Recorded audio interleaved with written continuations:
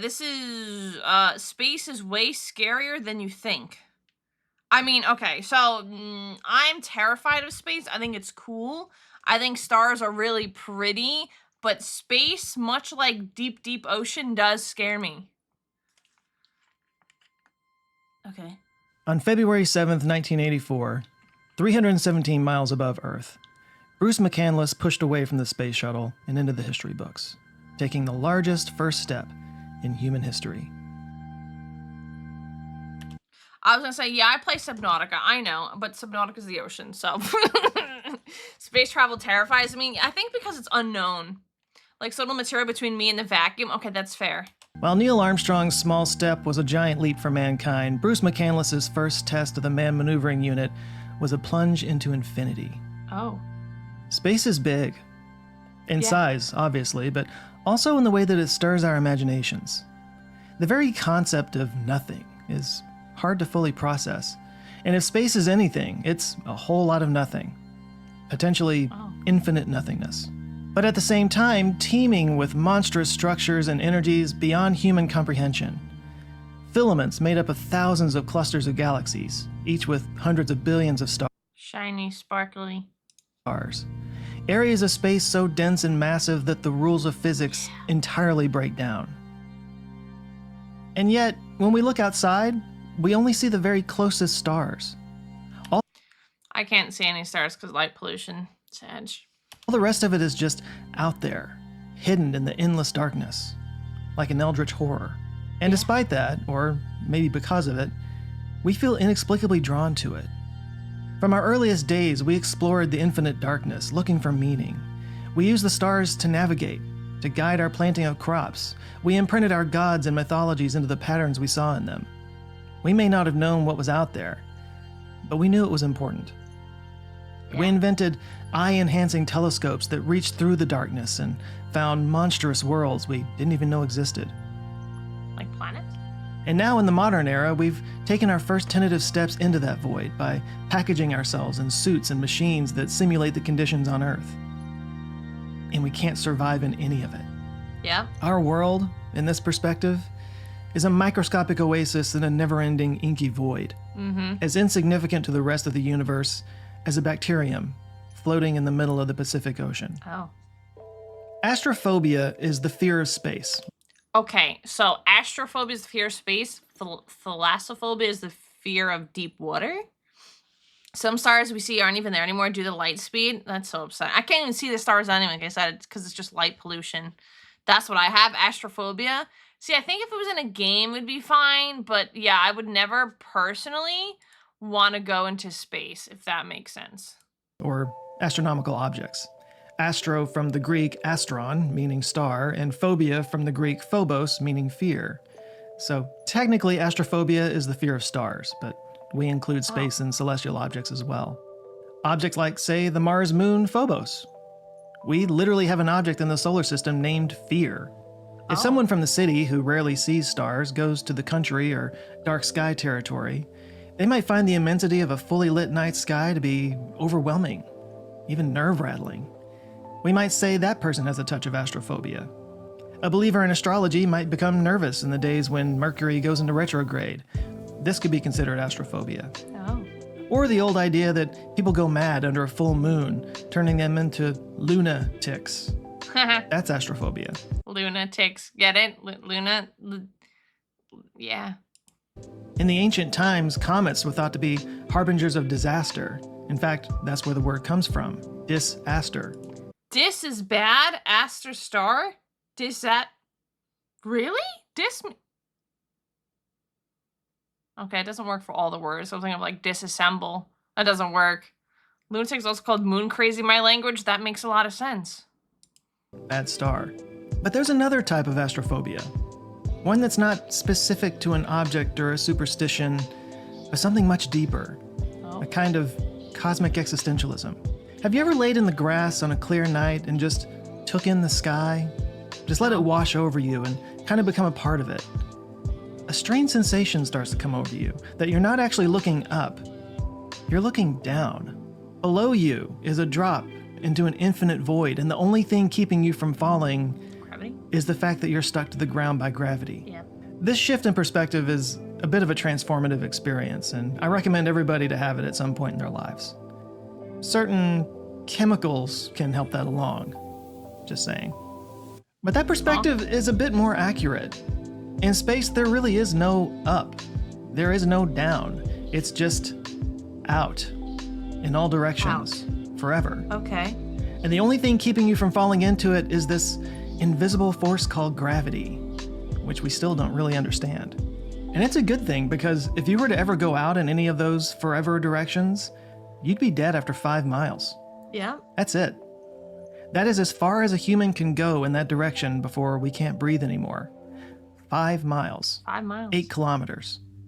You could walk that distance in a little over an hour. That's nothing. And everything beyond that will kill you. Wow. Fear of space indeed.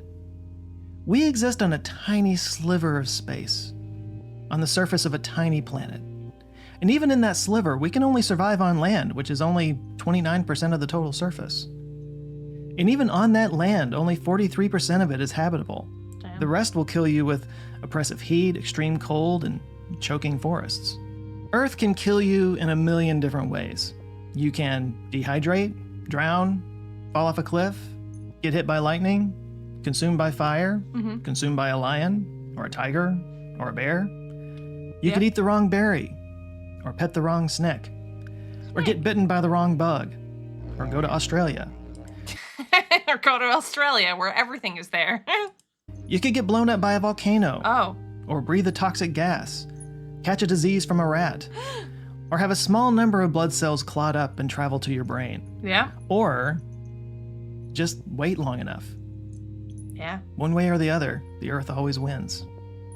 Nobody has ever survived Earth, and yet it's the only place in our solar system we can survive. If you teleported to the surface of Mercury, you would lose consciousness within 20 seconds for lack of oxygen. Wow. A way to show just how insignificant we are in the grand scheme of the universe. Isn't that crazy? That, like, it's just so massive that you're just like a blip. Penn mentioned our wars, our history, everything human for the universe is insignificant. All these years a second. So yeah, isn't that crazy to think about?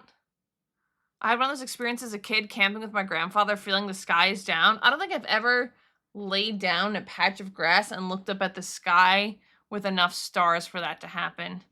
Reminds me of a quote: the Earth can kill you in a million ways, space will kill you in all the other ways. Well, not wrong. In the vacuum of space, your skin would boil as gases in your blood flash into bubbles, like a carbonated soda. Cool. If you were teleported to the sun side, your body would bake on the 800-degree surface.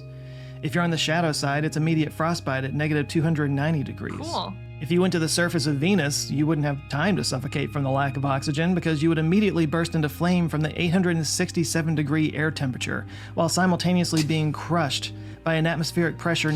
Oh, sorry, I had to stop. It was terrible because you're like, oh, like space just deletion. I could become a can of Spezzy in space is crazy, Alan.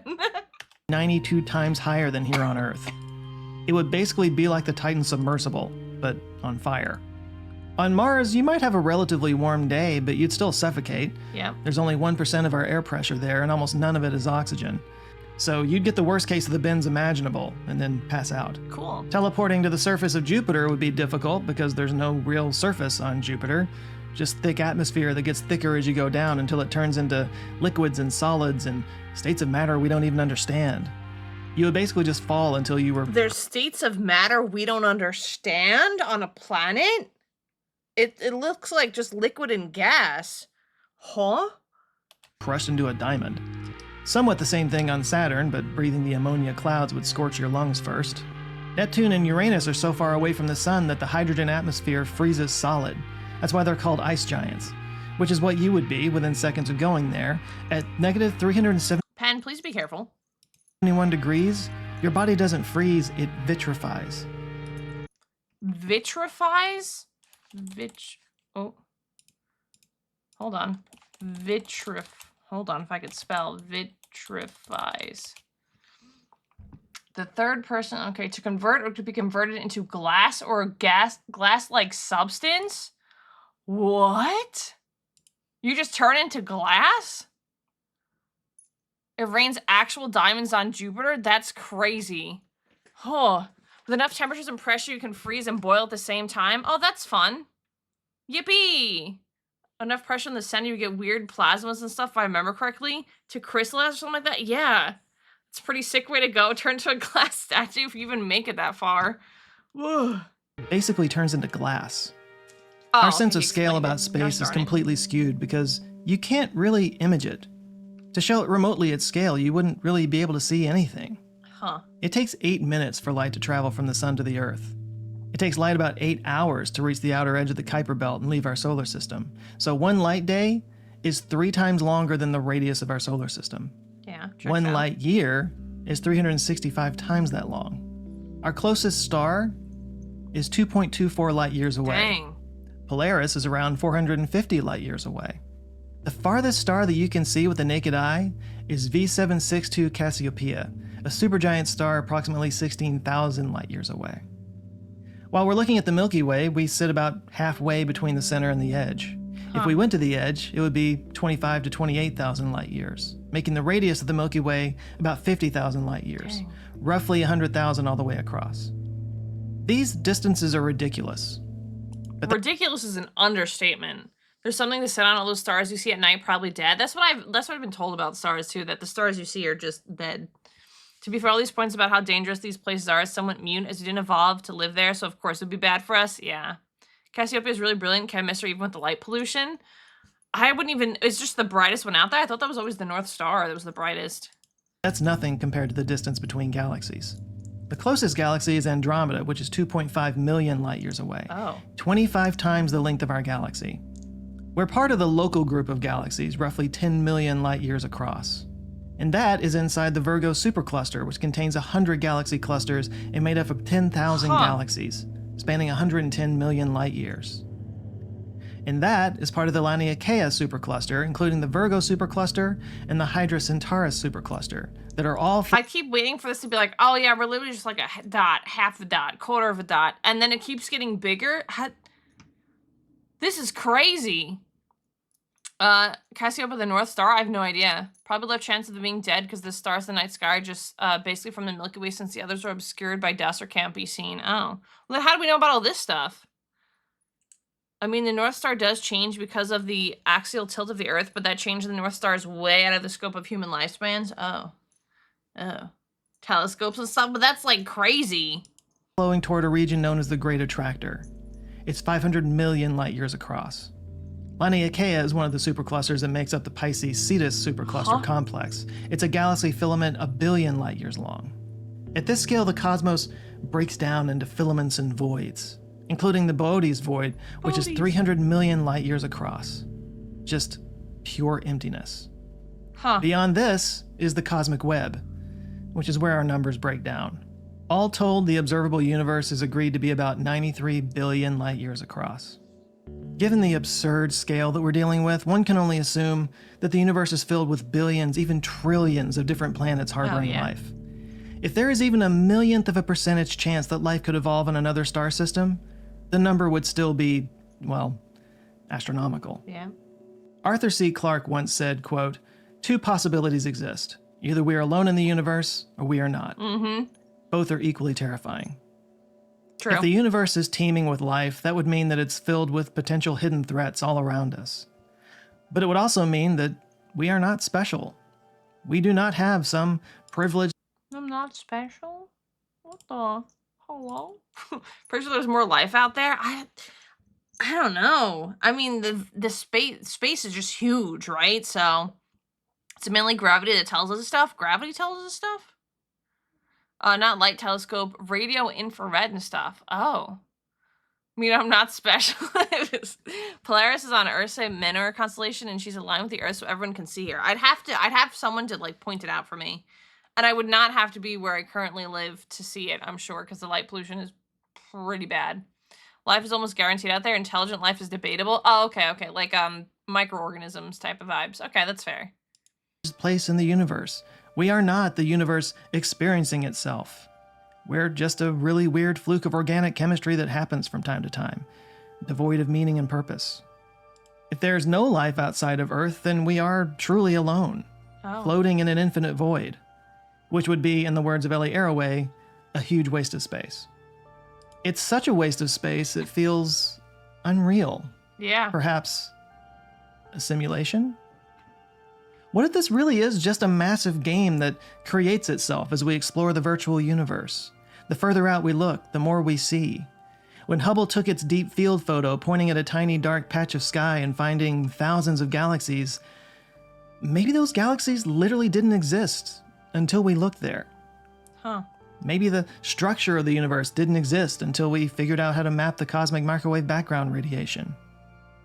Maybe you and I are just ones and zeros, and what we experience as consciousness is just a sim program, just existing in a game. We're in a video game? Thought of an alien dabbing on me is terrifying. That's the true fear. That's like the fear that somewhere a duck is staring at you or something like that. Intelligent life is debatable on Earth. There's some intelligent people. We're a mold growing on a single grain of sand in the sea of the universe, even smaller than that. The universe is just, ugh. I don't think we'd even, like, be a dot. The universe is big, life exists. Now, as Fudo says, life advance is debatable. With the sheer size of the universe, we can see the chance that life is nowhere else is so small, it's basically impossible. However, it isn't a given that life or intelligent life exists at the same time. Yeah, that's what I'm trying to think. Why wouldn't it matter if it was a simulation or not, the people in it? We're just actually, we're on a dream chat. None of this is real. We're just kind of floating along, playing. We're actually in a video game. Would be crazy. It's like a big dream forever. Cosmic. It only renders them when we look at it. I mean, I've never even seen half of this stuff. I have a friend, Dusk, who sends me like pictures of the night sky that he looks at with like a special telescope type of thing. But some of this stuff obviously is just way crazy. Great graphics, amazing lore, lousy gameplay. But for AI, they've become way more than that we programmed for. I don't think we're AI. No, space is interesting. I just don't. I can't like grasp a lot of it. This is a popular theory, if maybe a little bananas. But belief in it is understandable, considering the equally baffling absurdity of the physical universe. There is a more elegant solution, though. One that allows for a universe teeming with life, but simultaneously seemingly void of life. But it's no less existentially terrifying. The term Great Filter speaks to the idea that basic life like single-cell bacteria might be common, but intelligent life encounters barriers that prevent it from existing everywhere. Some think the Great Filter occurs before intelligent life. For example, the evolution from single-celled organisms to multicellular organisms, that might be a Great Filter. After all, the Earth is 4.5 billion years old, and single-cell life began relatively early, some believe around 500 million years. Dang. But it wasn't until 1.6 billion years ago that multicellular life arose on Earth, meaning it took 2.5 billion years for life to make that jump. Oh. Perhaps this is such a remarkably rare event that it could be considered a Great Filter.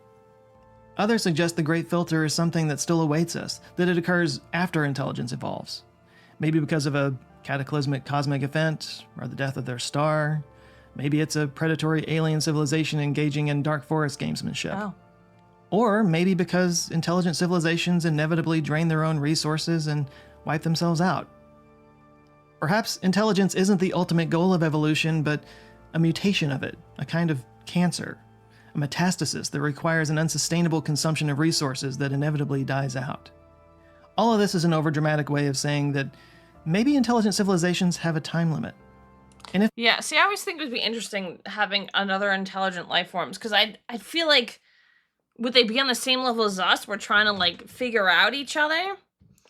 Someone said if aliens exist, they can hear our broadcast. As the sound travels nowadays, they would hear speeches because of the sound velocity. You think so? But would they be more advanced than us?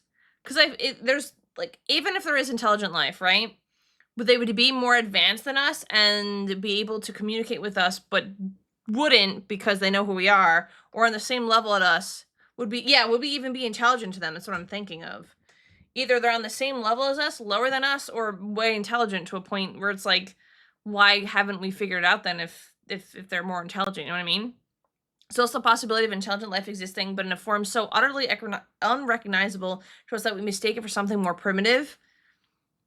Yeah, I mean like microorganisms, I guess. We're lucky to get past the Cold War.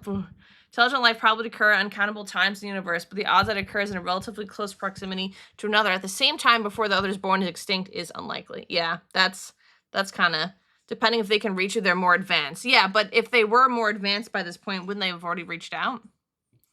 would we even be intelligent to them? We don't think of apes as smart, and they're like 96%. I think apes are smart.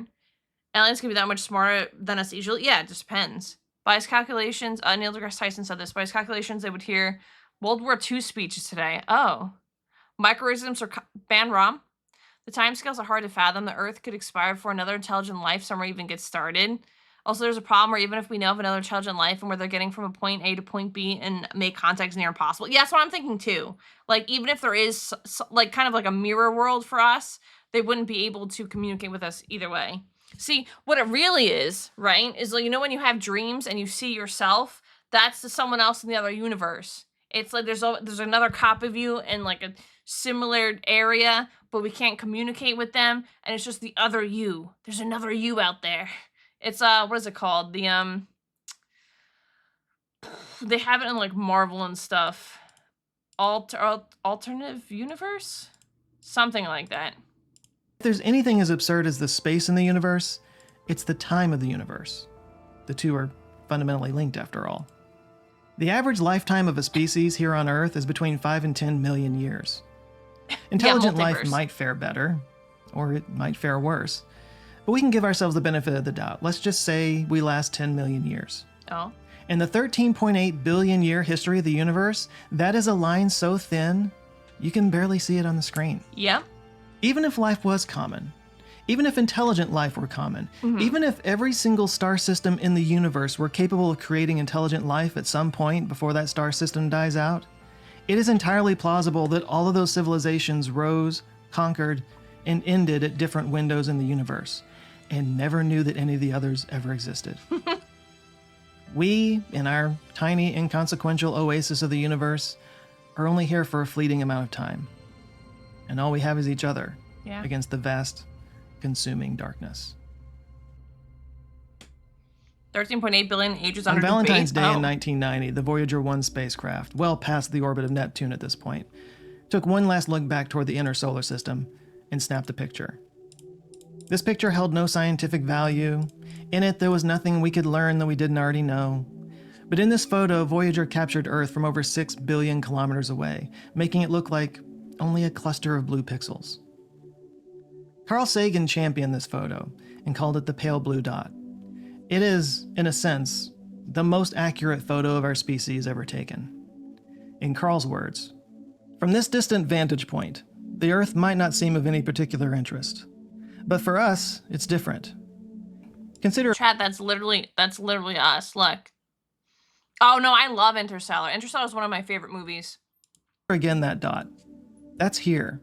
That's home. That's us. On it, everyone you love, everyone you know, everyone you ever heard of, every human being who ever was, lived out their lives.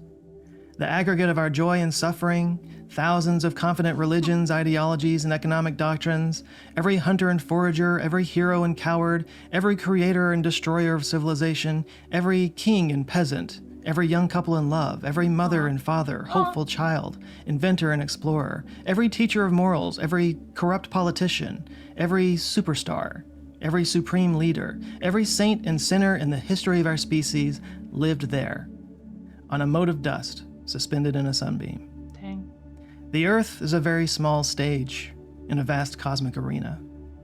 Think of the rivers of blood spilled by all those generals and emperors so that in glory and triumph they could become the momentary masters of a fraction of a dot. Yeah, makes you feel really small. A Yura-sized Earth band. Even the history of life on Earth, you could extend your arm. Let's say the length of your arm is the length of time has existed. Take a nail file and file your nail once. The amount you file away is the time humans have existed. Yeah, if even that. See how insignificant we are in the grand scheme of things? Yeah, it's kind of crazy to think about. Think of the endless cruelties visited by the inhabitants of one corner of this pixel on the scarcely distinguishable inhabitants of some other corner. How frequent their misunderstandings, how eager they are to kill one another, how fervent their hatreds. Our posturings, our imagined self-importance, the delusion that we have some privileged position in the universe, are all challenged by this point of pale light. There we are. Our planet is a lonely speck in the enveloping cosmic dark. In our obscurity, in all this vastness, there is no hint that help will come from elsewhere to save us from ourselves. The Earth is the only world known so far to harbor life. There is nowhere else, at least in the near future, to which our species could migrate. Visit, yes. Settle, not yet. Like it or not, for the moment, the Earth is where we make our stand. It has been said that astronomy is a humbling and character-building experience. Oh, yeah. There is perhaps no better demonstration of the folly of human conceits than this distant image of our tiny world. To me, it underscores our responsibility to deal more kindly with one another and to preserve and cherish the pale blue dot. Exactly. That should be a quote for everybody to listen to. Dang. Our significance isn't relevant to our size. If we really are the only intelligent life, at least around here, we are the only thing that gives any of it meaning. Why would any of it matter if nobody saw it? Okay, that's fair. The only home we've ever known.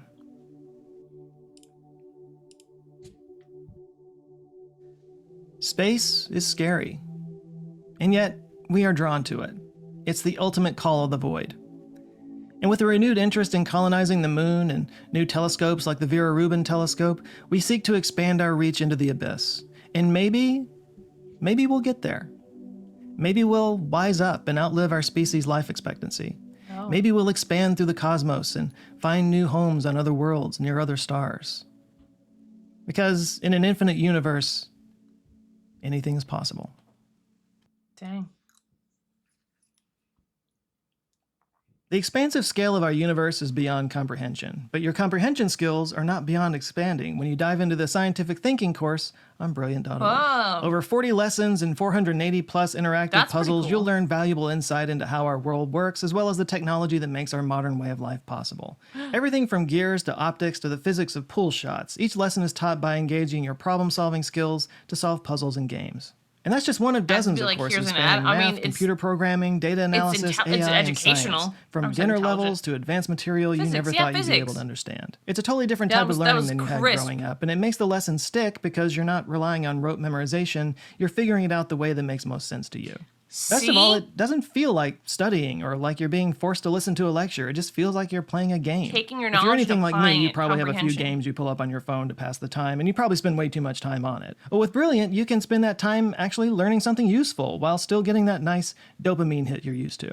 You can do it on your phone or online, or you can download lessons for those times when you don't have access to the internet. To get started, just go to brilliant.org/answerswithjoe. cool. There's a link down in the description, or you can scan the QR code on screen right now. You can Oh, try we it still out for have- free, yeah, and if you it's near sign the up for the end. We premium have, another, subscription, like, it gives you minute. access to all their courses. My Which is viewers will fine. get 20% off the annual plan. Brain I love dope, Brilliant. yeah. I've been using it for years, and I can say it just keeps getting better. So go see what you've been missing. The link is down in the description. Thanks for watching, everyone. Yeah, it was Spooky good. season is upon us, and I thought, why not kick things off with the scariest thing I can think of? Space. Existence itself. If you're a regular viewer, you might be thinking this was something different, and it is. I thought I would just do something a little bit different this time. I don't know. Let me know what you think in the comments. If you're new to this channel, I invite you to check out some other videos of mine. I'll put one on the screen here.